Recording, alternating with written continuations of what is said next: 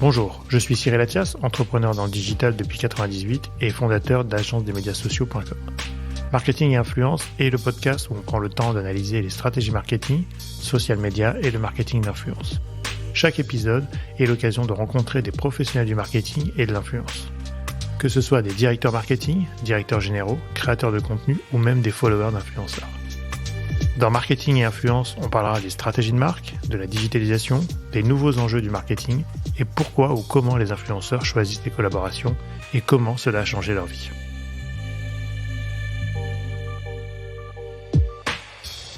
Le premier contenu qui est regardé sur MyCanal, il donne le là en fait sur tout ce qui va se passer dans la vie du client. Aujourd'hui sur MyCanal, presque 70% de ce qui est regardé, c'est dans le cadre d'une chaîne en fait. Ce podcast vous est présenté par agence-des-médias-sociaux.com, l'atelier expert en social media et marketing d'influence. Bonjour, aujourd'hui je reçois Damien Delotier, CPO de MyCanal, en français responsable produit MyCanal. Aujourd'hui, c'est un épisode particulier car on ne va pas parler de marketing ou d'influenceurs, mais plutôt de la consommation des contenus à travers les différentes plateformes et comment un acteur historique comme Canal+ revient sur le devant de la scène avec un produit. Nous évoquerons aussi la consommation de la TV et des flux. Bon épisode. Bonjour Damien. Bonjour. Bienvenue. Merci. Est-ce que Damien, tu peux te présenter en quelques minutes ? Alors je m'appelle Damien Delotier et aujourd'hui je suis en poste chez Canal+ et je m'occupe du produit Canal+. Donc je suis ce qu'on appelle le Chief Product Officer. Donc je m'occupe de faire évoluer plus précisément MyCanal chez Canal+. MyCanal. Donc le produit chez Canal+, c'est MyCanal. Exactement. C'est l'application, c'est la plateforme. Ouais, c'est vrai que c'est pas forcément évident à voir. Donc Canal+, c'est la marque, c'est une marque qui a été créée en 83, si je dis pas de bêtises. À la base, c'était une chaîne de télé. Donc il s'est passé plein de choses depuis 1983, ça a pas mal évolué, le marché a beaucoup bougé et en fait assez récemment, il y a plus d'une dizaine d'années maintenant, Canal a lancé sa plateforme de streaming et du coup ça s'est appelé MyCanal.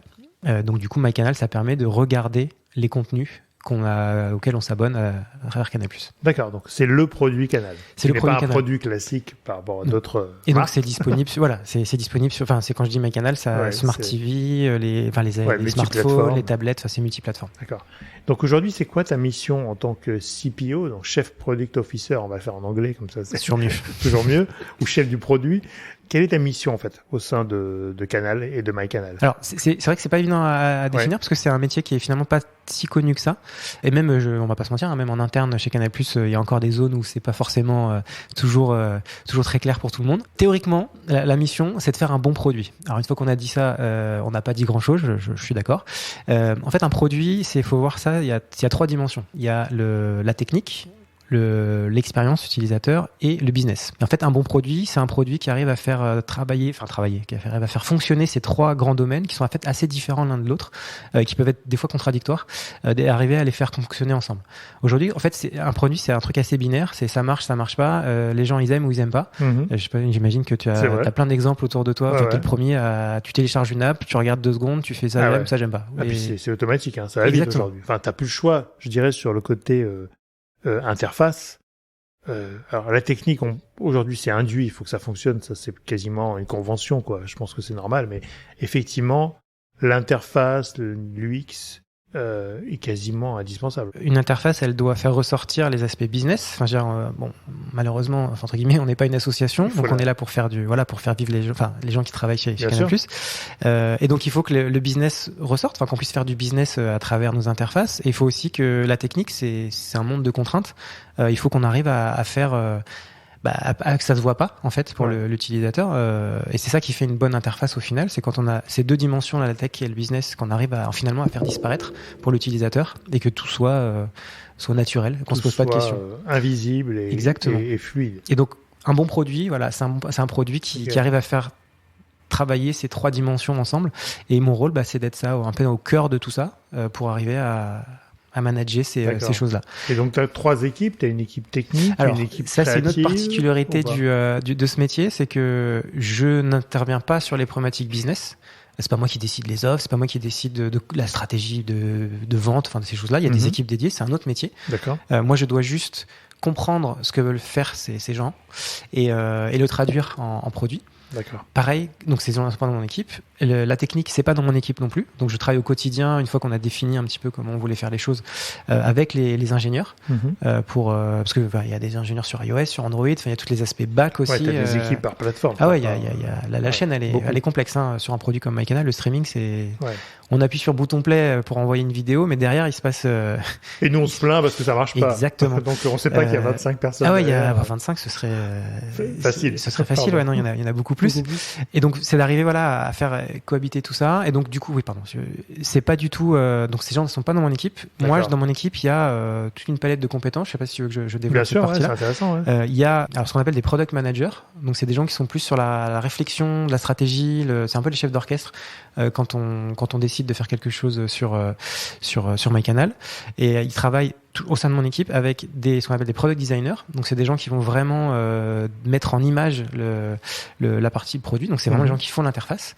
Il y a deux métiers que je trouve assez qui travaillent en miroir, qu'on appelle des product analysts et des product researchers.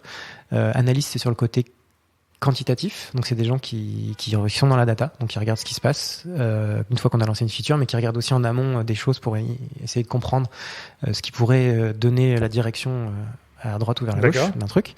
Et le product researcher, c'est quelqu'un qui est orienté plus sur l'aspect qualitatif de l'analyse, donc il va en fait parler avec des clients. Il va en permanence faire des études, parler avec les gens. Quand on a une idée de feature, savoir si ça peut l'aider, si ça peut être intéressant pour lui. Faire des tests utilisateurs aussi. C'est-à-dire que quand on a imaginé quelque chose, on va faire un prototype et on va le montrer à des clients.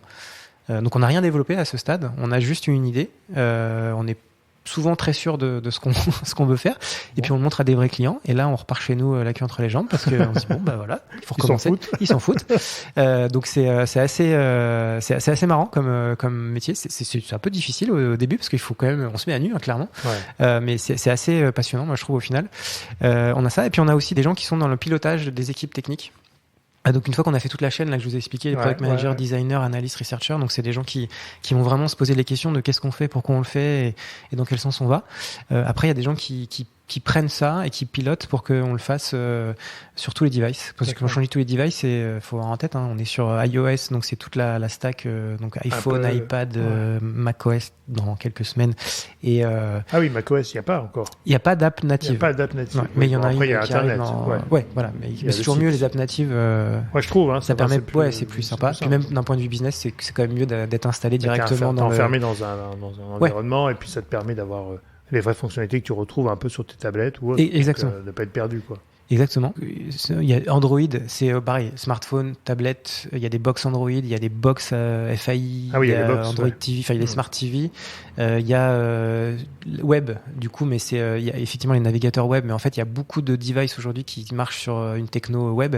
Je pense à des box FAI, nos propres box, on a nos propres box, les box Canal qu'on distribue.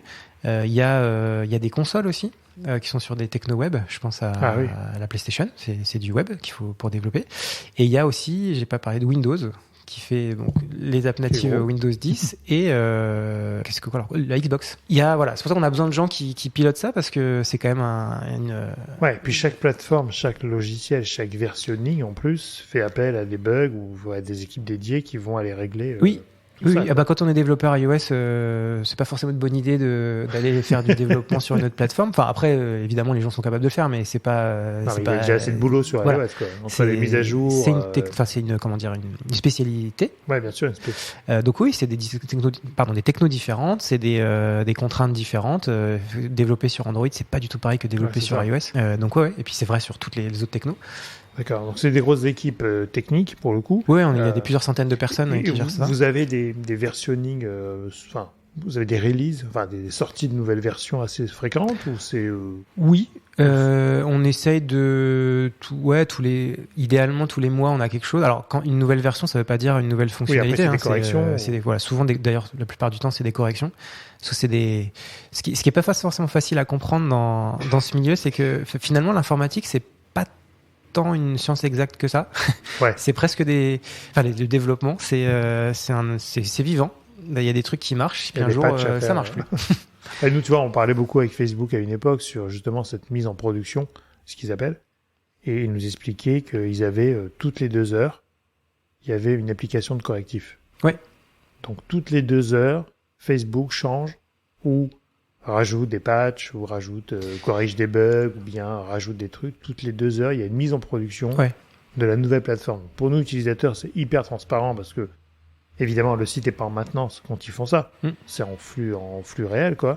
Et puis, c'est pas applicatif. Donc, on n'a pas besoin de faire une mise à jour. Exactement. Alors, on n'en est pas là chez Canal, mais oui, on est capable de s'il faut agir tout de suite, de le faire. Ouais. Après, on est sur un produit qui est quand même assez complexe, c'est-à-dire que, enfin, sans dire que Canal est plus complexe que Facebook, c'est complètement nous, ça a l'air différent. facile pour nous. Oui. Mais... En fait, ce qui est complexe chez Canal, c'est tout ce qu'on voit pas, tous les systèmes derrière, en fait, qui est des millions de gens qui sont en même temps sur le même flux et qui appuient au même moment sur le bouton. Ah oui. En gros, ça c'est ça qui est le plus dur à gérer et clairement, nous, c'est pas le moment où il faut faire des petites mises à jour ou des trucs. Il faut on stabilise. On stabilise à mort et parce que l'important c'est que les gens ils puissent aller consommer parce qu'au final il y a que ça qui les intéresse. Et tu le vois du coup, comme on peut avoir sur le web, quand il y a des gros temps forts, typiquement finale de Coupe du Monde ou des événements sportifs, qu'il y a quand même une montée en charge sur vos applications. Bien sûr. Et là, tu peux prévenir un petit peu ou pas. Tu as des moyens de... Oui, il y a des moyens. Ça n'empêche pas les accidents. C'est déjà arrivé. Du coup, on apprend de ça et ça permet que ça se reproduise plus. Mais oui, en fait, c'est ça qui est assez, qui est pas forcément facile à comprendre, c'est que c'est presque un peu des organismes vivants, presque, où en fait, il y a des fois des phénomènes qui se passent qu'on n'avait pas anticipé parce que c'est un jeu de domino, c'est-à-dire qu'il se passe un tel événement, il se passe un autre truc, et puis tu n'as pas prévu de tout modéliser avant. Donc, Et puis après, il y a des trucs aussi où ça n'apparaît que quand il y a le volume. Oui, c'est ça. En temps normal, ça se passe bien, mais dès qu'il y a une surcharge, on n'est plus dedans. Donc aujourd'hui, alors, MyCanal, essayons de définir un tout petit peu ce qu'est MyCanal. Parce qu'aujourd'hui, on est dans un monde entouré de plateformes, d'offres de contenu, de chaînes de télévision. Donc historiquement, Canal+, est un diffuseur / producteur de contenu. Oui. Donc là, vous êtes un diffuseur, mais différent avec MyCanal, puisque vous êtes un agrégateur, on peut dire ça. Maintenant, on se définit comme un agrégateur. Voilà, un agrégateur, en tout cas avec le produit MyCanal. Et aujourd'hui, donc, tu peux nous définir vraiment ce qu'est MyCanal, ou peut-être au sens littéraire interne, votre définition interne de la plateforme, et où pour les utilisateurs. MyCanal, notre objectif, c'est vraiment d'en faire un agrégateur, et donc c'est la plateforme de diffusion des programmes qui sont sur Canal. Alors, je dis ça, mais c'est pas vrai parce que c'est pas que ça. Canal, en plus c'est aussi toute la vente. Enfin donc c'est en amont, c'est le site, le site qui permet ce qu'on appelle le site prospect et la boutique, donc qui permet vraiment de comprendre ce qu'est Canal et de souscrire à des offres. Et une fois qu'on a fait ça, donc là on est déjà sur MyCanal, et une fois qu'on a fait ça, on a la plateforme de consommation qui est d'un point de vue juste, c'est pas en termes d'importance, mais en tout cas en termes de volume de gens qui sont dessus et de ce qui se passe au quotidien, évidemment c'est là où il y a le plus d'activité. Ouais. On est une plateforme de diffusion, on diffuse tout, donc c'est-à-dire du live, du replay, on a une activité de TVOD aussi, donc c'est de paiement, de VOD, et on a nos contenus, les contenus de partenaires et des contenus qui sont même pas d'ailleurs qu'on consomme pas forcément sur notre plateforme, et donc on essaye de faire un truc qui tient la route avec tout ça. D'accord. Et aujourd'hui, est-ce que je peux avoir un abonnement que MyCanal? Ou je suis obligé d'avoir un abonnement Canal+ pour accéder à MyCanal? Alors, c'est là où on a encore un peu de travail sur la partie marketing. C'est que MyCanal, en soi, c'est la plateforme. Il n'y a pas d'offres MyCanal. C'est que des offres Canal+. Et Canal+, là, il y a des offres qui commencent à 6,99 € et ça peut aller jusqu'à beaucoup plus en fonction de ce qu'on veut. À 6 € quand même. Oui, c'est Canal+ série qui permet de... Ah oui, que sur la version série. Mais c'est pas mal. Ah bah, c'est une bonne entrée dans la gamme. Ouais. D'accord, donc il faut forcément avoir une offre Canal+, pour accéder à MyCanal, et donc après aux autres catalogues de plateformes ou de produits. Oui, après on peut faire plein de trucs à l'intérieur. On peut commencer avec 6,99 et on peut aller effectivement naviguer et avoir des trucs beaucoup plus de contenu au final. Ok. Aujourd'hui, on est sur une multitude de contenus, de plateformes.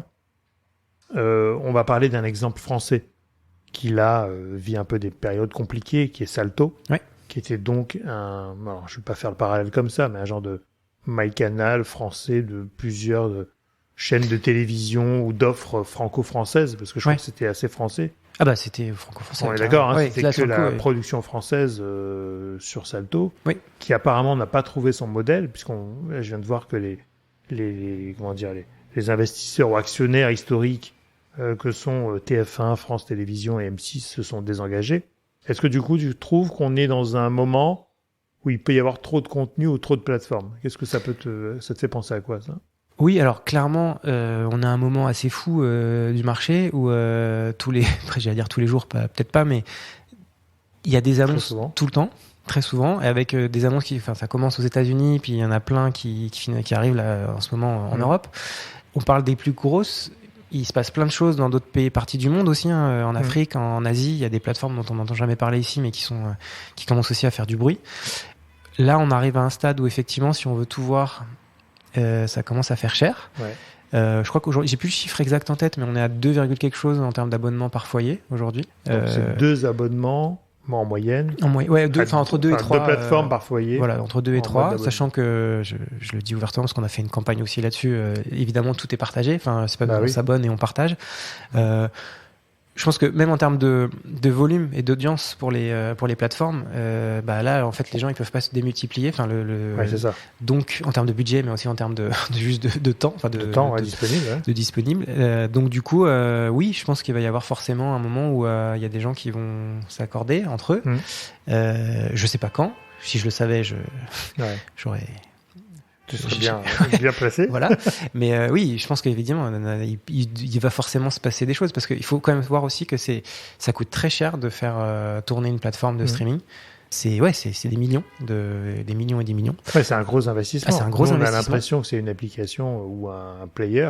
Ouais. Mais derrière, c'est quand même, tu l'as dit, des équipes. C'est que ça, quelque part. On appuie sur un bouton play et on envoie du flux. Mais en fait, ça coûte cher, c'est des grosses infrastructures derrière. Surtout qu'on parle à chaque fois de volume en millions de personnes, donc du coup qui regardent, qui utilisent. Donc voilà, ça coûte très cher d'un point de vue technique. Les contenus, on est maintenant tous sur des standards assez élevés, assez dingues. Je pense que ça n'a jamais été aussi fou la qualité de ce qui est produit. Vous allez sur n'importe quelle plateforme, il y a quand même des trucs. Oui, parce que là, on est sur des budgets même plus importants des fois que le cinéma. Qui avant était le standard en termes d'investissement parce qu'il fallait faire des blockbusters et ça coûtait des millions de dollars. Vous prenez la dernière série d'Amazon, sur le Seigneur des Anneaux, je me rappelle plus du nom exact, je suis désolé. On le mettra dans le commentaire, mais oui. C'est les Anneaux du pouvoir en français. Oui. Chaque épisode, c'est des millions. Donc c'est plus que la plupart des films en fait. Et là c'est très américain, tu crois ou... Alors les Américains mettent beaucoup. Je sais pas si chez Canal structurellement on n'a pas les moyens de mettre autant. Après c'est le modèle aussi américain qui peut-être il y aura aussi des surprises à ce niveau-là. À Netflix le modèle il est quand même difficile même pour eux. C'est à tenir parce que c'est des aujourd'hui, c'est des coûts de production qui sont gigantesques. Là, c'est pour ça que d'ailleurs, ils commencent aussi à couper les partages de code parce qu'il faut qu'ils trouvent des levées de croissance et parce qu'il faut payer les contenus. Et oui, ça devient de plus en plus difficile. Donc là, on est quand même sur des productions de séries ou des films spécialement faits pour les plateformes qui coûtent de plus en plus cher, une offre de plus en plus grande et un portefeuille client pas extensible. Voilà, il y a ça. Donc je vous disais, les coûts qui sont très importants, les coûts de technique, les coûts de production. Et effectivement, après, il y a le volume de gens, il est réduit. Il est limité. Donc à un moment donné, l'équation, elle n'est pas forcément évidente à tenir. Après, et d'ailleurs, c'est ce que fait Canal+. Il y a quand même aussi tout un. Là, on parle des plateformes américaines qui sont sur des grosses productions mondiales. Il y a quand même aussi une vraie demande et une vraie appétence pour les productions locales. Le français, ça marche encore très bien. Et pour répondre plus pratiquement sur Salto, alors j'ai pas les chiffres, je sais pas si c'est l'équation qui a pas marché mais il y a clairement des clients pour des productions françaises et pour du francophone. Et après il y a une autre façon, c'est-à-dire que si on regarde un peu les succès Netflix de Casa del Papa. Del Papel, voilà. Bon, en fait, c'est que t'es espagnol à la base, et qu'ils ont racheté, et qu'ils ont intégré, et qu'ils ont multiplié parce que ça marche à l'international. Donc, on pourrait aussi imaginer que des productions françaises se vendent un petit peu mieux à l'étranger, sans être trop francophones, quoi. Peut-être. Oui, bien sûr. Alors moi, ce que je dis toujours, c'est que je trouve que les trucs fonctionnent quand on n'essaye pas d'imiter quelque chose. C'est ça. Et donc, quand on est original. Et quand on est original. Et que, pour l'instant, en France, alors, il y a quand même des productions, je pense à des productions Canal+. Alors là, pareil, je suis pas dans ce milieu-là particulièrement, mais effectivement, il y a des productions françaises qui sont bien vendues et Versailles, il y a le Bureau des légendes, ça marche très bien à l'international. Peut-être que si ça avait été sur Netflix, ils auraient réussi à faire le même coup que mieux, bien sûr, mais que ça. Du coup, c'est c'est quand on essaye de faire des choses à nous, français, ça marche très bien. Ouais, non, je suis d'accord. Donc après, revenons sur MyCanal. Donc aujourd'hui, vous êtes un agrégateur de contenu. Oui. Donc là, on a vu que récemment, il y a Paramount Plus qui s'est lancé France ou en Europe, je sais pas trop, avec donc ils ont récupéré pas mal de leur catalogue qui était un peu disséminé à droite à gauche, donc ils remettent tout leur contenu, et notamment Tom Cruise principalement, parce que c'est un peu Monsieur Paramount qui fait vivre un peu le studio et qui est très fidèle à son studio. Donc aujourd'hui, comment vous concrétisez ce côté agrégateur ? Est-ce que vous vous contentez juste d'aligner les catalogues de chacun, ou est-ce que vous faites un choix éditorial ? Est-ce que vous avez un choix, ou une proposition qui est faite par algorithme en fonction des abonnés et de la consommation ? Comment ça fonctionne, votre côté agrégateur plus, je dirais ? Ouais.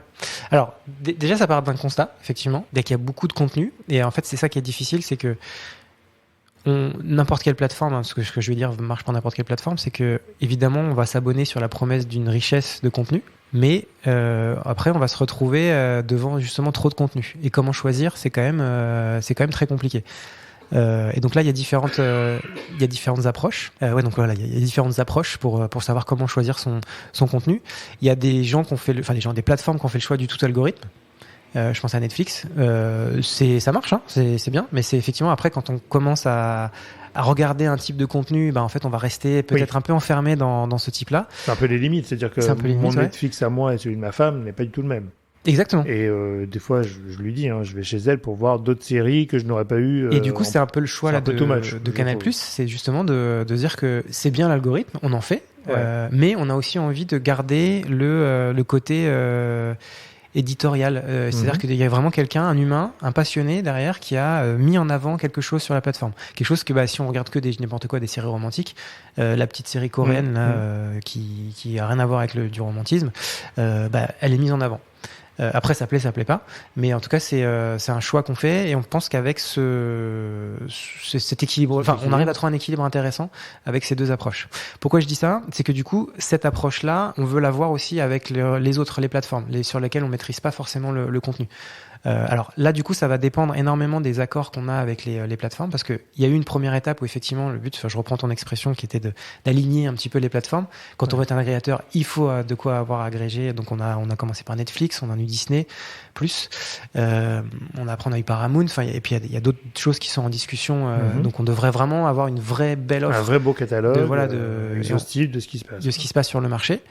Et donc du coup, nous, ce qu'on va essayer d'apporter, c'est ce côté, quelque part, peu importe que ce soit du Netflix, du Disney ou du Canal, c'est de vous donner le meilleur et de le mettre en avant, avec soit de l'algorithme, soit une vraie patte éditoriale et un vrai parti pris. Donc ça veut dire que vous faites une sélection, alors vous poussez à un abonné une sélection du flux de plateforme en fonction de sa consommation ou en fonction d'un choix édito ? Les deux.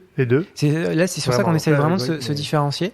Il y a, en fait, on sait, alors, on va rentrer un peu peut-être dans les chiffres. Ouais. On sait que quand le premier contenu qui est regardé sur MyCanal, il donne le là, en fait, sur tout ce qui va se passer dans la vie du client. Donc il faut pas se louper, Donc ça, c'est pour les auditeurs. Si vous vous abonnez à MyCanal ou Canal+. Non, mais justement, c'est le client. Ça, c'est sans parler de ce qui se passe après. C'est un client qui regarde un film. Le premier contenu qu'il regarde sur MyCanal, c'est un film. On sait en fait, il va regarder principalement du film et du documentaire, par exemple, sur Canal, et des séries. C'est un truc. Quelqu'un qui va regarder le sport, un événement sportif, il va majoritairement regarder du sport sur sa vie dans MyCanal après. Et quelqu'un qui va regarder des séries, il va rester sur des séries. Donc ça, c'est mesuré. Oui, on voit très bien, effectivement. C'est des études que vous faites et qui sont mesurées. Et donc, le but, c'est pas après d'enfermer les gens parce qu'on est quand même une offre généraliste. Oui. Mais c'est de savoir que il y a ça. Donc, du coup, quelqu'un qui va regarder d'abord du sport, il est venu, on va quand même lui mettre vachement en avant du sport. Ça, c'est fait de façon automatique. Mais à l'intérieur de cet automatisme, c'est des humains qui disent le sport, il y a ça qu'il faut regarder. Alors le sport, il peut être pas le bon exemple parce que je pense à des séries par exemple où en fait quand on a regardé d'abord une série, on va mettre bien en avant les séries dans l'interface et après il y a des choix éditoriaux dans ce qui est mis en avant.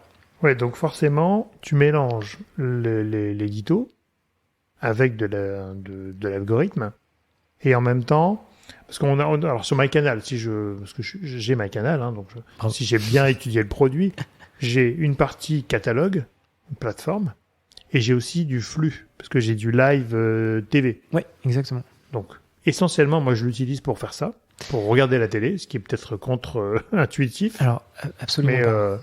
Je trouve ça intéressant de mélanger les deux, parce que là, du coup, vous avez un catalogue et du flux. Oui. Ce qui est une première, j'imagine, pour une plateforme Alors, de mémoire, parce que les autres, Netflix, Amazon, ont un peu de flux avec le sport sur Amazon.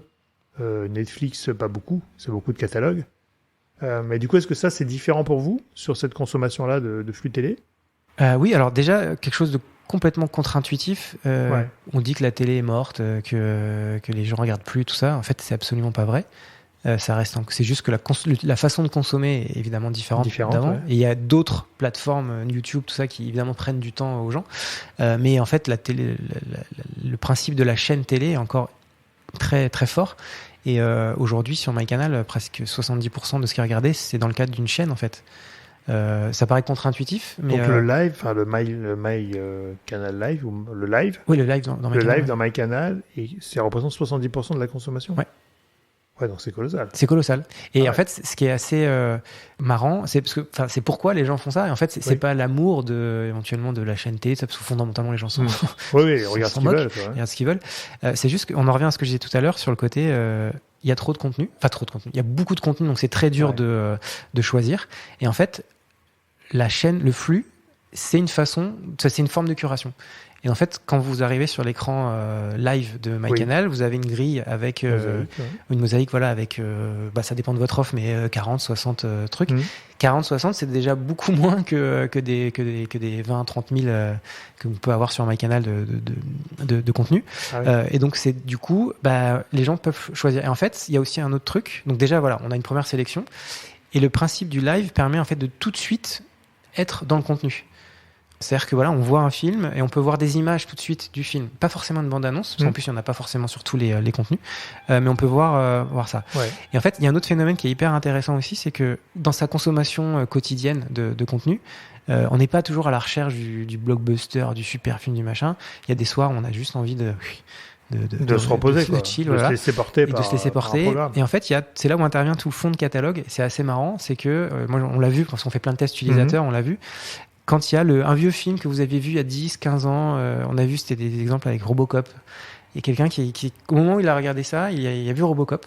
Il y a un film qu'il n'avait pas vu depuis, ça commence à dater maintenant, Robocop. Ouais. Il fait, je l'avais pas vu depuis que j'étais gamin et tout. Il a remis dessus et il y a eu ce côté, il s'est fait embarquer après dans Robocop. Il est resté 1 heure dessus, quoi. Et du coup, il n'aurait jamais eu le réflexe de regarder Robocop, mais là, il y a eu des images, ça lui a rappelé quelque chose, et du coup, il est resté là-dessus. D'accord, donc tu arrives à faire passer du live au catalogue. 70% de la consommation se fait sur le live. Est-ce que tu crois que finalement... Enfin, après, c'est ton avis perso. Est-ce que du coup, on n'arrive pas à saturation de faire des choix en permanence pour choisir sa plateforme, choisir sa série, et d'être un peu le programmateur de sa soirée en permanence, quoi. Ah bah oui, c'est hyper ça, non? Ouais, moi, j'ai l'impression que c'est vrai que des fois, je veux pas m'embêter, je mets flux télé et je regarde ce qui se passe, quoi. Parce que j'en ai marre de choisir, d'avoir des actions permanentes en disant je vais aller là, je vais regarder ça. Ah bah c'est exactement pour ça que les chaînes continuent à marcher, parce qu'en fait, on appuie sur, on se met une chaîne, on fait confiance quelque part à la programmation on fait confiance à la programmation, effectivement, à la patte éditoriale et tout ça, et puis du coup, on se laisse embarquer dans ce qui se passe. On voit bien, les gens, ils restent potentiellement sur une même chaîne pendant très longtemps. Ouais. Et ils enchaînent les programmes. Mais ça, c'est intéressant, je trouve, parce que on est aujourd'hui dans des multi-offres, multi-plateformes qui nous demandent à chaque fois à nous de faire le boulot. Ouais. Alors qu'avant, on avait un flux et on se laissait guider, on choisissait la chaîne qui nous plaisait le plus avec le plus de contenu qui nous plaît et où on zappe. Mais bon, un zap, c'est un clic. Donc c'est facile avec la télécommande. Ah oui. Sur une plateforme, il faut se loguer, il faut se sortir, il faut machin, il faut truc, choisir son profil. Bon, On n'est pas à un clic du contenu. Ce qu'on faisait avec la télécommande avant. Avec le live, les chaînes, le on live, y est. tu peux. Oui. Mais effectivement, après, il y a cet effet un peu difficile quand on arrive devant, surtout les premières fois, on arrive sur une plateforme. Qu'est-ce que je choisis? Par quoi on commence? Oui, voilà. Puis là, tu nous dis que le catalogue est à peu près de 30 000 contenus, c'est ça? Enfin, sur le canal, à peu près entre 20 et 30 000, quoi, mais c'est quand même énorme en termes de contenu. Et puis aller chercher chez toi-même sa programmation, c'est compliqué. Mais après, ça fonctionne quand c'est bien fait et quand c'est parti. Côté agrégateur ou éditorialisation, Canal+ est très fort quand même, avec des experts par sujet, cinéma, sport. Vous avez quand même même des magazines sur le cinéma très poussés. Vous avez des reportages sur les Oscars. Enfin, vous êtes encore les seuls, je crois. Non, vous diffusez toujours, je sais pas. Je pose la question, mais en tout cas, vous étiez très fort à une époque sur le sujet cinéma américain et sur le sport en général, sur les choix que vous avez faits. Est-ce que tu penses qu'un jour MyCanal peut venir avec ces experts ou d'autres experts avoir quasiment une émission ou un contenu qui va nous aider à faire des choix? Un genre de guide, tu vois, des programmes, quoi. Mais en mode. Moi, c'est clairement la direction qu'on essaye de prendre. Alors, c'est pas évident parce que, je peux expliquer pourquoi, mais je pense que on arrive à un stade où le produit, et c'est vrai pour toutes les plateformes, on a des choses matures, les habitudes sont, ça fonctionne, on sait gérer les gros volumes, c'est sur plein de devices. Les gens, ils ont des habitudes, ils savent bref. À ce niveau-là du produit, il n'y a plus trop de travail à faire. Mais je pense que maintenant, on a, entre guillemets, le marché a tellement bien travaillé sur ces aspects catalogue que maintenant, il faut trouver des façons de faire ressortir le bon, en tout cas l'intéressant pour les gens. Et je pense qu'effectivement, c'est vraiment si le futur, je sais pas combien tu estimes le futur, mais en tout cas dans les prochaines années, pour moi, c'est vraiment le domaine sur lequel il faut qu'on aille. Je pense à un truc à chaque fois. Je sais que des fois on rigole quand je dis ça chez Canal, mais le principe de la speakerine, par exemple. Alors je dis là parce que c'était que des femmes à l'époque, mais ça peut très bien être un homme. Je trouvais ça pas mal, moi. Ce côté, quelqu'un qui avant un programme, qui parle, qui explique. C'était humanisé.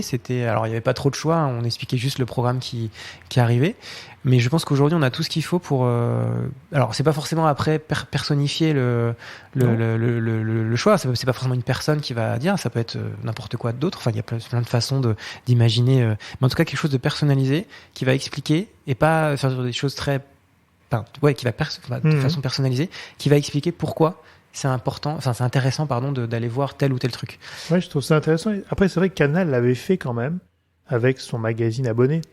C'est-à-dire qu'à une époque, alors là, pour ceux qui nous écoutent n'ont peut-être pas connu ça, mais quand on était abonné Canal+, on recevait tous les mois son magazine d'abonné Canal+, avec les nouveautés qui allaient arriver. Et on pouvait presque se faire son petit programme nous-mêmes en disant, tiens, il y a cette série la série, on avait plutôt sur des films à l'époque, mais tiens, il y a ce film, quelle date ça passe? On avait même les dates de diffusion.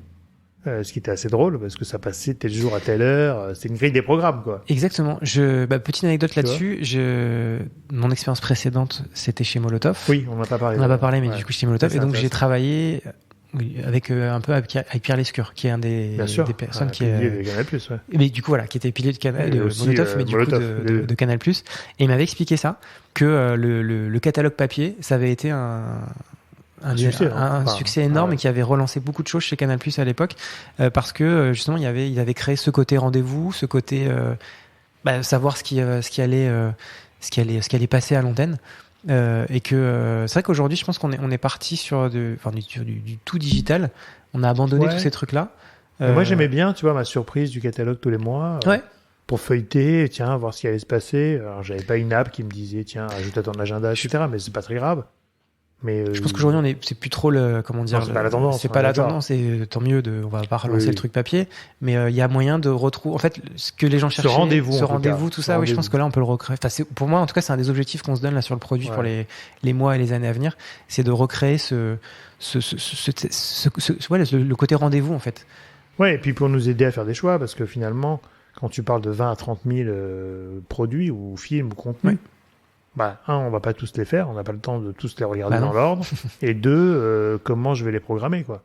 Parce que tu pourrais aussi aller demain sur un produit programmable où je rajoute à mes favoris des contenus. Alors c'est peut-être le cas, je sais pas. Ce qu'il faut avoir en tête là aussi, c'est pareil, c'est pas forcément intuitif. Enfin moi en tout cas, j'avais pas ça en tête avant de le découvrir à travers toutes les recherches qu'on a fait. C'est qu'il faut quand même avoir en tête que, alors on va dire 2/3. Parce que, bref, il n'y a pas d'études officielles là-dessus, mais en tout cas, nous, ce qu'on voit, c'est que les 2/3 des gens qui viennent sur MyCanal savent déjà en gros ce qu'ils veulent regarder. D'accord. C'est une plateforme d'atterrissage. Oui. Je sais ce que je veux, j'y vais. Bah voilà, parce qu'en fait, il y a un énorme travail qui est fait en amont, dans le métro, enfin pour les Parisiens. De publicité, de promotion. Dans les arrêts de bus, mais même aussi le bouche à oreille. Bien sûr. Et en fait, il y a donc déjà, il y a beaucoup de rendez-vous, c'est-à-dire que des émissions comme Koh-Lanta ou n'importe quoi, enfin les gens savent que c'est tel jour à telle heure. Le sport aussi, on sait. Enfin bref, il y a des émissions de rendez-vous comme ça. Et après toutes les grosses séries, les gros films, il y a quand même on le sait dans les bus, on voit les bus passer, on voit. Ouais, tu sais qu'il y a une promo et qu'il y a un film qui arrive. Voilà. Et donc du coup les gens viennent avec déjà en tête quelque chose. Donc ça c'est pareil. Moi c'était pas du tout intuitif pour moi au début, parce qu'on avait beaucoup travaillé sur ce côté. On va essayer de montrer tout le catalogue et permettre aux gens de mettre de côté pour que la prochaine. Favoris ou en fait non. Ça. En fait non, c'est pas un usage. C'est pas. Il y a des gens qui l'utilisent évidemment, mais la majorité, en fait, ils savent déjà ce qu'ils veulent regarder. D'accord. Et après, quand ceux qui savent pas, et ben en fait, il faut qu'on travaille justement sur ce côté un peu mettre au bon moment, à la bonne personne, le rendez-vous, enfin le programme qu'on estime qui va être important, intéressant pour elle. D'accord. Alors on a parlé de Molotov parce que tu es passé par Molotov avant. Oui. Alors une question que je me pose, c'est pourquoi et où, pourquoi on passe d'une start-up plutôt tech, plutôt digitale, Molotov, à un acteur historique majeur de la diffusion, distribution de contenu hertzien, ou en tout cas télévisuel. Donc, Molotov Canal, comment... Oui, alors c'est une question puisqu'on me pose assez souvent parce que ça... C'est pas courant. C'est pas courant, effectivement. Je cherchais le mot, mais effectivement, c'est pas courant. Avec même des gens, on va pas se mentir, qui me disent mais qui tu fous c'est quoi ce délire là? C'est pas le sens de la marche. Voilà, c'est pas le sens de la marche et tout. Moi, je marche au projet. Enfin, je marche à l'envie. Et quand j'ai eu l'opportunité d'aller chez Molotov, parce que moi, je suis arrivé dans les premiers chez Molotov. D'accord. Donc au tout début de l'aventure. Ouais, au tout début de l'aventure. Quand je suis arrivé, il y avait pas grand monde. Enfin, il y avait pas grand monde. Et, enfin, il y avait déjà beaucoup de moyens parce que c'est vu les fondateurs, ils avaient réussi à lever pas mal de fonds. Donc, on a pu assez vite créer une équipe qui permettait de faire beaucoup de choses. Mais je suis arrivé au début de ça. Je me suis dit, waouh, je peux pas rater ça. Enfin, c'est un truc comme ça. En plus, vu qu'il était à la tête du sujet, je me suis dit, c'était qui déjà? Tu peux nous rappeler? Alors, il y a Jean-David Blanc qui est, alors, pas forcément connu médiatiquement, mais qui dans le monde de la tech est plutôt. Il fait partie des fondateurs, on va dire, de la tech en France. C'est la personne alors il a fait d'autres choses, mais son principal fait d'armes, c'était Allociné. Mais genre, ça commence à être assez vieux, Allociné. Il y avait Pierre Lescure aussi dans l'aventure. Donc la tech et le cinéma, enfin la tech et la télé, on va dire. Et il y avait une autre personne qui s'appelle toujours d'ailleurs, Jean-Marc Denoal, qui fait partie des 3 fondateurs, qui était, je crois qu'il travaillait, je sais plus ce qu'il faisait, mais il était chez TF1. D'accord. Donc chez ces 3 bonhommes là, que j'ai vu le projet et que ils m'ont dit c'est d'accord pour que j'y aille, je me suis dit on peut pas rater ça. Et je réfléchissais pas à côté start-up ou quoi que ce soit, c'était juste. C'est le projet qui t'a motivé. Ouais, le projet était dingue, il y avait tout à faire. Ça a été une aventure incroyable. Je suis resté 3 ans là-bas. Donc j'ai connu vraiment le côté la start-up paillette, on va dire ça comme ça. Là, où il y avait les moyens, il y avait l'explosion du truc, il y a des trucs qui n'ont pas forcément parce qu'ils font partie de l'histoire interne, mais des relations folles avec Apple, avec des trucs. Enfin, il s'est passé des trucs complètement fous au début. Moi, tous les jours, j'allais au boulot, j'avais les yeux. J'ai rencontré des gens incroyables. Enfin bref, c'était assez fou. Je suis resté 3 ans là-bas et je suis pas parti de Molotov pour aller chez Canal. J'ai juste arrêté mon aventure chez Molotov et Canal est arrivé dans la boucle et je me suis pas posé la question non plus est-ce que c'est un grand groupe ou pas. Canal, pour moi, il y a une histoire un peu personnelle. Je suis né en 83, ça a été créé en 84, et mon père s'est abonné, je crois. Enfin, mes parents sont abonnés en 84 ou 85 max. Donc moi, j'ai grandi avec tout ça. C'est Génération Canal. Je sais pas, s'il y a des très jeunes qui nous écoutent, ils doivent pas savoir de quoi on parle si on parle de ça, mais de la Génération Canal, avec toutes les lieux, ça reste des gens. Enfin, là, ça se voit pas, mais je peux pas ne pas sortir une phrase en rapport avec les nuls quand je parle avec des gens. Ouais, donc ça fait partie de ta culture. Ouais, ça fait partie de l'histoire. Canal, tu t'es dit déjà, je connais et c'est top. Ouais. Et j'imagine que le produit ou le projet t'a séduit. Alors, voilà, j'avais ce truc naturel là de Canal, c'était un peu genre, bah ouais, c'était un peu la marque qui m'a suivi quand j'étais petit.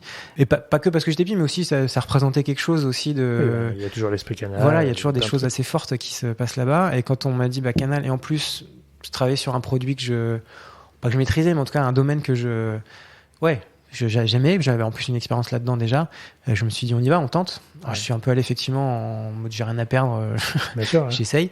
Et puis ça s'est bien passé. Et donc du coup, moi j'ai pas ce truc de start-up versus grand groupe. D'accord. C'est plutôt projet contre projet, quoi. Ouais, c'était un projet qui m'intéressait d'un côté et puis un autre projet qui m'intéressait de l'autre. Je sais pas, c'est peut-être pas très politiquement correct ce que je veux dire, mais je connais les deux, les grands groupes, les startups, parce que j'ai d'autres expériences avant qui m'ont fait aller dans des startups aussi et dans des grands groupes. Il y a du bien et il y a des trucs cool et des trucs moins cool dans les deux. La startup, il y a le côté sexy, paillettes, on a l'impression qu'il y a des frigos avec des smoothies dedans, c'est super à l'américaine. Et c'est vrai, hein, c'est super, et c'est super agréable quand on est dedans. Et ça peut être extrêmement violent et il y a des gens qui s'en vont, qui du jour au lendemain, et d'autres qui arrivent.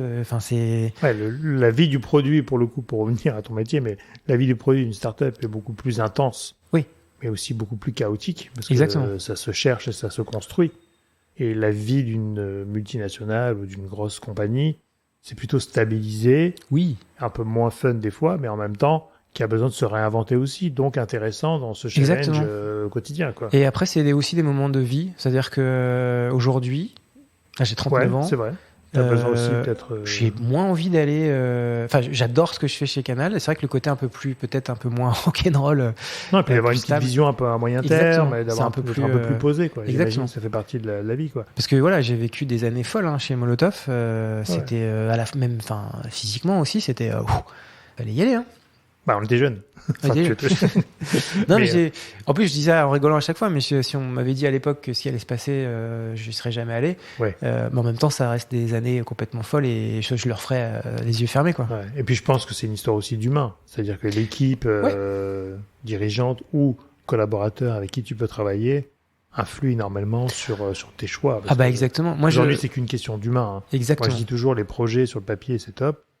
Mais le vrai sujet, c'est la rencontre humaine et la cohabitation. Parce qu'il faut après, travailler au quotidien avec des gens. Qu'il faut un minimum. Pour être ultra honnête, pour moi, il y a eu pendant mes entretiens. J'avoue que j'y suis allé en mode un petit peu, je savais pas trop dans quoi je m'embarquais. Je voulais le voir à travers les entretiens. Et en fait, il y a eu trois rencontres, vraiment marquantes. La première, c'était celui-là qui allait être mon chef. Donc du coup, c'est quelqu'un où j'ai senti que il allait me laisser vraiment bosser. C'est-à-dire qu'il me l'a dit ouvertement que c'était pas son domaine de compétences, mais qu'il avait envie de me laisser bosser, me donner les moyens. Et ça avait l'air hyper sincère.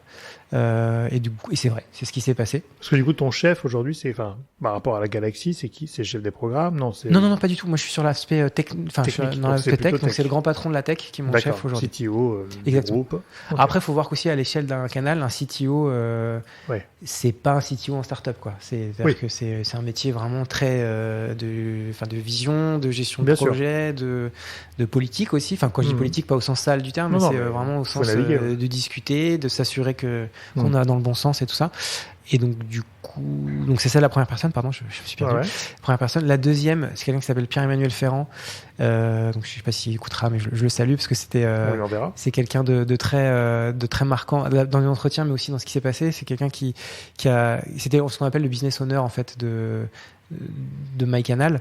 Donc c'est celui qui donnait la vision et l'aspect business de MyCanal et avec qui j'ai travaillé, qui m'a donné le carte blanche pour faire les choses et j'ai senti pendant l'entretien. Et le troisième, ça a été Maxime Saada. Pendant l'entretien, où j'ai vu que c'était un énorme geek des contenus que c'était quelqu'un qui était passionné, quelqu'un qui maîtrise son sujet et qui mène sa barque. Il y a aucun sujet là-dessus. Mais en plus, il y a ce côté passionné.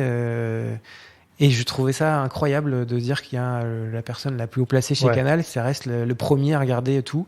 D'ailleurs, je pense qu'il regarde plus de choses que la plupart des gens chez Canal. Je sais pas comment il fait, mais c'est assez incroyable de voir qu'il est passionné, qu'il a un avis et je me suis dit, Ouais, j'ai envie d'aller avec des gens comme ça. Tous les voyants ouverts. Ouais, voilà. C'est qu'on se dit que si la personne qui dirige le bateau, c'est la première fan de ce qui se passe dedans. Ouais. Normalement. Ça devrait aller, quoi. Ouais. Et aujourd'hui, MyCanal, est-ce que tu crois que c'est un sujet stratégique pour le groupe par rapport à tout ce qui se passe dans le monde audiovisuel, donc les plateformes qui arrivent, les alliances qui se font pas, le marché qui se réduit un petit peu, entre guillemets, parce qu'on est sursollicité. Mais est-ce que MyCanal est un produit stratégique? Ah oui, j'y crois pas. C'est écrit dans les 3 piliers stratégiques de Canal+. D'accord. Donc MyCanal, c'est le futur, c'est le présent. Ouais, bien sûr. Et le futur de Canal+. Un des piliers, parce qu'évidemment, en gros, voilà, il y a la tech et le contenu chez Canal. Ouais. Donc ça fait déjà 2 piliers. Et c'est l'expansion internationale, parce que j'ai parlé de 3 comme ça au moins. Oui. Vous avez les 3. La tech est, clairement. Et puis après, c'est la tech, pas pour la tech, mais c'est la tech pour le contenu. Bien sûr. Et donc du coup, on sait tous. Enfin, c'est même plus une question, c'est que oui, MyCanal, ça devient. C'est un sujet hyper stratégique. Ouais, hyper stratégique, ouais. Et aujourd'hui, alors MyCanal, c'est en France, mais aussi parce que Canal+ a toujours des diffusions en Afrique, il me semble. Alors oui, ce qu'il faut c'est vrai que j'aurais peut-être pu le préciser en introduction. J'y avais pas pensé. MyCanal, c'est comment dire, à la base, c'est un produit qui a été fait en France et il y avait d'autres choses qui étaient faites dans les autres pays où Canal+ est présent. Et là, en fait, on est vraiment dans cette démarche de mettre MyCanal, donc on parle plus là d'expérience, dans les autres localités. D'accord. Donc pour l'instant, c'est comment on l'a déployé. Ça fait 2-3 ans qu'on travaille sur, mais un peu plus, qu'on travaille sur le déploiement de l'expérience MyCanal sur partout où Canal+ est présent. Donc c'est aujourd'hui un produit global distribué là où Canal est présent. Oui. Et qui s'adapte en fonction des marchés ou qui a un produit unique en termes de techno ou de... En termes de techno, oui, il y a des spécificités technologiques parce que c'est plus simple des fois de s'adapter à certaines choses. Il y a aussi des choses... on est très présent, on est présent dans 26 pays africains. D'accord. Clairement, les réseaux, les infrastructures, c'est pas la même chose qu'en Europe, donc il faut s'adapter à des spécificités. Après, sur le produit en lui-même, non, on essaie vraiment de faire la même chose parce que, alors, ça change à travers le contenu. Oui. Mais l'infrastructure technique est la même. Mais en tout cas, dans la façon, le produit, voilà, on essaye de. Parce qu'en fait, on s'est rendu compte, on a fait des tests. On a été en Afrique, où est-ce qu'on a été? On a été aussi. Il peut y avoir des consommations différentes, des usages différents. Ça pourrait. Alors, mais en fait, en tout cas, une bonne interface, c'était le soulagement en tout cas de notre côté, de côté produit. Ouais. C'est que si elle est bien faite, elle va marcher. Elle va marcher partout. Il y a quelques spécificités par pays. Ça reste assez limité. Quand je parle de spécificité, d'ailleurs, c'est pas dans la consommation, c'est plus dans. Je pense à l'Afrique, par exemple, ils sont très demandeurs de savoir. Par rapport à la data, de combien ils ont consommé en fait dans leur forfait data. Oui, parce qu'ils n'ont pas un forfait illimité comme nous. Et ça marche beaucoup au mobile là-bas, donc du coup, ils ont besoin de savoir. Ouais. C'est des problématiques qui n'existent pas en France, même en Europe d'ailleurs. Moi, je sais que j'ai un forfait on regarde limité. À une époque, c'était un sujet, maintenant, c'en est plus. Donc, on se pose pas la question. D'accord. Et aujourd'hui, MyCanal, c'est plutôt consommé sur, parce que ça c'est intéressant du coup en termes d'usage, sur tablette, téléphone. Box, à travers des produits. Alors, il faut plus le voir clairement et de très très très très loin, c'est l'écran télé. Ah oui? Oui, ça reste l'écran télé. Pour regarder un match de foot ou c'est mieux. Ou un film, ça reste mieux. Et finalement, le device après, c'est pas que ce soit à travers l'OS de sa Smart TV, sa box FAI ou même une box, une Apple TV ou quoi que ce soit, c'est d'abord l'envie de regarder consommer sur un grand écran. Sur un grand écran. D'accord. Il faut voir qu'après le reste, ça reste consommé. Mais c'est plus du complément. Le cas qui est assez marrant, c'est souvent les gens, on le voit, ils commencent quelque chose sur la télé et ils vont finir les 10-15 dernières minutes sur le mobile. Ça, c'est le cas principal. Après, il y a d'autres usages qui commencent à arriver. Il y a évidemment les gens qui sont dans le train, ou ça, donc là, c'est soit l'ordi, soit la tablette. Ouais. Même il y a des gens que ça ne dérange pas de regarder directement sur le smartphone des films. Après, c'est vrai que les jeunes... les jeunes, en tout cas ceux qui n'ont pas leur foyer, leur appartement et avec leur télé. Oui. Là, par contre, c'est très tablette, smartphone ou desktop. Mais ça reste de très loin l'écran télé qui est le plus. Oui, parce qu'on a aussi en plus des fonctions de téléchargement. On peut regarder offline certains contenus. Exactement. Donc on peut regarder dans le métro, dans le train, si on n'a pas de réseau. Exactement. Mais maintenant, il commence à y avoir du réseau. Il y a du réseau partout maintenant. Et même dans les trains, tout ça, alors c'est pas encore super, mais il va y avoir de plus en plus de trucs où ça va être super confort n'ont plus besoin de consommer, ouais. Super, en tout cas hyper intéressant parce que c'est un produit qu'on consomme mais on n'a pas idée de ce que ça représente aussi. J'apprends que c'est hyper stratégique, alors je l'avais pas forcément regardé avant, mais en tout cas c'est intéressant je trouve de voir ça. On arrive à une partie du podcast où je vais te donner quelques mots et on va faire du tac au tac. Donc un mot, une réponse à peu près, hein. Après, on n'arrive jamais trop à le faire, mais je commence par télé. Je veux dire, c'est présent. C'est voilà, c'est, je le disais tout à l'heure, en fait, c'est encore hyper présent et c'est hyper stratégique et ça reste un truc quand même consommé par beaucoup de gens, énormément de gens.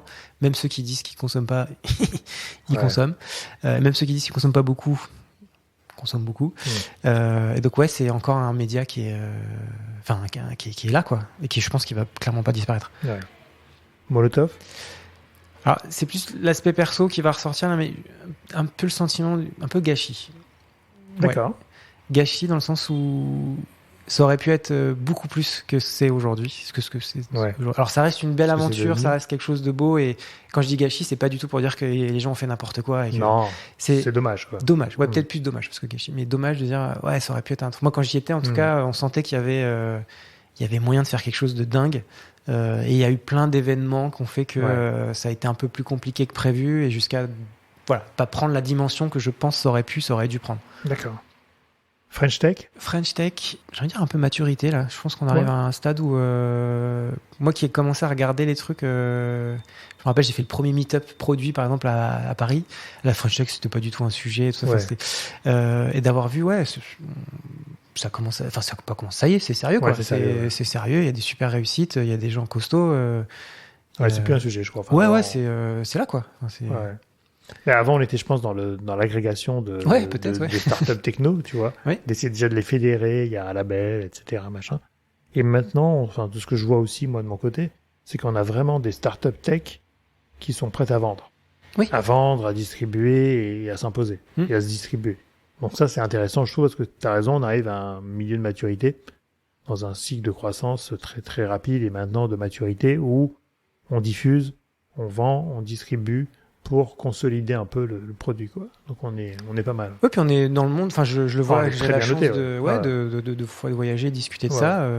Les Français sont très bien vus et très bien notés, on nous pique des fois les idées ou les équipes, sans dire les boîtes, parce que justement on a cette créativité technique qui n'est pas que technique en fait, qui est aussi un peu puis il y a même maintenant c'est déjà installé là des grosses boîtes qui viennent aussi en France pour je pense à Facebook sur l'intelligence artificielle, des trucs comme ça, ils sont là quoi. Donc ils viennent sourcer chez nous les talents sur ce sujet. Donc c'est cool. Bon, tu vois, on respecte pas du tout ce que j'avais dit, un mot, une réponse, on s'éloigne. Non mais moi aussi, je suis avec toi. Netflix. Alors, j'ai envie de dire modèle, alors pas forcément pas du tout d'ailleurs sur la partie contenu, mais sur la partie produit. Pour moi c'est un peu le modèle à suivre quoi. En plus j'ai eu la chance de voir de l'intérieur plein de choses chez Netflix. C'est pas mal. C'est vrai que dans ta position quand même, tu as accès à pas mal de choses. Je vois des intéressantes quoi. J'ai eu la chance d'aller là-bas, de voir comment ça se passait et tout. C'est pas mal. Bon, si un jour tu as besoin, je viens avec toi. C'est pas mal. Les réseaux sociaux, parce qu'on en parlait un peu quand même. On n'est pas dans un bien sûr. Alors moi, je suis loin. Je ne suis qu'un consommateur des réseaux sociaux. Ce que je vois par rapport à moi, je dirais plus complément. C'est un vrai complément. C'est un bon thermomètre en fait pour moi de savoir quand il y a un truc qui marche pas sur ma canal ou qu'est-ce qui se passe. Je suis au courant on est au courant grâce aux réseaux sociaux. Et du coup, tu vas où sur Twitter? Twitter, Twitter, c'est quand même le vrai média de masse quand ça va pas. Quoi. Oui, c'est vrai que j'ai les réseaux sociaux là. Je pensais principalement à Twitter, mais c'est un bon thermomètre pour voir ce qui se passe. Et puis ça permet de voir ce que disent les gens et tout. Alors c'est pas le seul canal, mais en tout cas c'est toujours intéressant de voir ce qui se dit c'est un bon échantillon. Ouais, carrément. Canal+. Bon, j'ai déjà parlé tout à l'heure du côté personnel, ça, mais j'ai envie de dire futur. Ouais, j'ai envie de défendre Canal là. Très bien. Parce que je pense qu'il y a beaucoup de gens qui ont une mauvaise image de la situation dans laquelle est Canal. Ça va très bien. Et je pense qu'on est en train de préparer des choses qui font que le présent déjà se passe bien, mais dans le futur, moi je suis super confiant de ce qui va se passer et on est en train de trouver une place assez unique sur le marché et avec des gens à l'intérieur qui sont passionnés et qui c'est je suis top. Enfin, je suis assez confiant dans ce qui se passe. Donc futur. Très bonne transition. Quels sont tes prochains projets ou les projets sur lesquels on peut discuter? Chez Canal+? Ouais, ou chez toi, autour de MyCanal ou du groupe? Bah, nous, on a vraiment un sujet là que MyCanal soit partout, là où est présent Canal. Et Canal commence à être présent dans pas mal d'endroits dans le monde, en Afrique et en Asie par exemple. Et donc du coup, il y a vraiment ce challenge-là parce que c'est un truc qui est pas forcément... Enfin, là, on parle... l'Afrique et l'Asie, c'est quand même des continents très différents. Ouais. Et donc d'un point de vue produit, il faut quand même c'est être sûr. Alors l'Afrique, on a vu là, a priori c'est bon. L'Asie, je sais pas, on va voir. Mais puis en plus là, on parle d'un alphabet qui est complètement différent. Enfin, potentiellement dans le produit, ça. C'est plus qu'une adaptation. Hein. Ouais, là c'est il va falloir vraiment se poser des questions. Mais je sais pas. Est-ce que c'est juste inversé? Enfin, j'en sais rien. Et donc il y a ce challenge là qui est donc MyCanal en Asie. En Asie. Et surtout, au-delà de l'aspect business et tout, c'est comment on organise en fait les équipes. Et comment on s'assure que de la France, on fasse pas n'importe quoi pour... Oui, c'est ça, parce que pour l'instant, c'est très centralisé. Ouais. J'imagine, je sais pas s'il y a du Canal Plus en Asie. Enfin, il y a des équipes. Ouais, d'accord. Mais aujourd'hui, les équipes tech, elles sont principalement en France. Oui, bien sûr. Et donc, du coup, c'est se poser la question et d'apporter la bonne réponse à ça. Comment on gère ça? Super intéressant. Et il y a ce côté aussi, du coup, j'en ai un peu parlé tout à l'heure, c'est vraiment... Là, on arrive à un moment sur le marché où tout le monde a atteint des standards assez élevés. C'est comment on se différencie. Et donc, là, je vous disais tout à l'heure, c'est un peu comment on essaye de prendre cette place d'agrégateur et surtout que quand on veut choisir un programme, on vient sur Canal, en fait. Ouais. Et après, peu importe où on consomme derrière, mais qu'on vient... Ta première porte d'entrée soit MyCanal pour sortir après sur un catalogue X ou Y. Peu importe. Ouais. Très bien, donc la speakerine revient. Ça peut être une réponse, ouais. Bah ouais, faut tester. Et alors, est-ce que tu aurais un conseil pour un CPO qui débute aujourd'hui par rapport à ton expérience? Ouais, c'est... Alors, faut y aller. C'est un métier absolument passionnant. Enfin, moi, je sais que il y a une communauté, un produit sur Paris. J'ai la chance de côtoyer du coup pas mal de CPO. C'est vraiment un métier passion. Je connais pas une personne qui fait ce métier, qui le fait juste parce que c'était là et il l'a fait. C'est vraiment un métier passion, mais c'est un métier hyper dur. Et donc le conseil, j'ai presque envie de citer un grand philosophe là, Jean-Claude Duss, qui dit qu'est-ce qu'il dit déjà? Je vais essayer de m'en rappeler. Pars du principe que t'as aucune chance, un truc comme ça, et fonce. Et sur un malentendu, ça peut marcher. Ça peut marcher, parce que c'est vraiment c'est un métier assez dur où il faut y aller, quoi. Il faut y aller, et parce que si on est CPO, c'est-à-dire qu'on a déjà fait quand même ces gammes dans le produit, donc on connaît le métier, les techniques et tout ça. Mais c'est vrai qu'à partir du moment où on se retrouve un peu à la tête du truc et que les choix du produit, surtout souvent, les CPO sont dans des startups ou des choses comme ça, où finalement le produit c'est le truc central qui est vendu. Ouais. Le moindre mouvement, le moindre changement, faut s'accrocher, quoi, parce que ça peut avoir des conséquences géniales si on fait des trucs bien, mais c'est catastrophique si on se plante. Et donc faut y aller, et après faut avoir confiance. Enfin, faut essayer, quoi. D'accord. Et alors une série que tu amènerais sur une île déserte, on va rester dans le contenu. Une série. Alors, c'est-à-dire qu'il faut du coup je la regarde. Tu la télécharges avant et ouais, je la télécharge. Ouais, mais je pense parce que j'adore. Il y a plein de séries, mais alors moi, une des séries que je pense que je pourrais regarder tout le temps, c'est The Office. Je trouve ça tellement drôle. Je suis pas rentré dedans, tu vois. Moi, je suis passé à côté. Ah ouais, il faut. Hein. Pourtant, ça commence à être assez vieux maintenant. Ouais, je sais. Mais ça reste, je trouve, tellement puissant. Enfin, c'est très bien. On va s'y remettre. Ah ouais, non, c'est incroyable, très drôle. Et dernière question, est-ce que tu aurais une personne à me recommander pour le podcast? Alors, tu m'as parlé de Maxime Saada, je peux rêver, mais qui est plutôt un geek. J'ai son adresse email, donc je peux toujours demander. Mais pas que. Après, alors, chez Canal+, ou... Non, dans ton entourage, qui tu penses être intéressant alors, pour vu que je suis, on va dire, je suis pas la cible, entre guillemets, à la base de tes podcasts, donc autant continuer effectivement dans les gens qui sont dans l'écosystème digital, mais qui sont pas... oui, on ouvre un peu la ligne sur édito ça. Pour les auditeurs. Moi, je trouve ça toujours intéressant parce que là, quand on parle de digital, on parle quelque part d'hommes et de femmes derrière. Oui, d'équipes, des équipes, et qu'en fait, dans toutes les transformations digitales, dans tout ce qui se passe dans le digital, c'est les hommes qui sont derrière, et donc je trouve que les RH, ça peut être hyper intéressant de savoir ce qui se passe, parce qu'ils sont quand même au centre de tout ce qui se passe. Et donc, si je pouvais te recommander quelqu'un, ce serait une femme qui s'appelle Karine Aubry, qui est la DRH et RSE, enfin IDRH et s'occuper des RSE aussi chez Universal Music. Très bien. France. Écoute, c'est intéressant ce côté humain et ce côté interne, parce que finalement, on parle beaucoup ici de marketing et d'influence, mais on sait qu'on a aussi des enjeux internes, des fois, d'advocacy sur les collaborateurs, pour soutenir ou pas. Moi je sais que quand je parle avec elle, effectivement, on se rend compte que il y a beaucoup de choses qui peuvent s'arrêter ou commencer dans son bureau, quoi. Ah ouais, c'est ça. Écoute, très bien, rendez-vous pris, donc on avance sur le rendez-vous. En tout cas, merci beaucoup Damien. C'était un plaisir. De nous avoir expliqué MyCanal, parce que finalement, nous on n'est que simples utilisateurs et on veut juste que ça marche, mais il y a énormément de boulot derrière, c'est ce qu'on vient de voir. Donc merci beaucoup pour ton temps et tes explications. C'était avec plaisir. À très vite. À très vite. Merci à toutes et à tous d'avoir écouté cet épisode. J'espère que l'émission vous a plu, inspiré ou diverti. Si c'est le cas, n'hésitez pas à le partager avec vos proches, votre réseau, laisser un commentaire et mettre une note. Vous pouvez me contacter sur LinkedIn en tapant Cyril Athias ou m'envoyer un message sur podcastinginfluence.fr. À bientôt.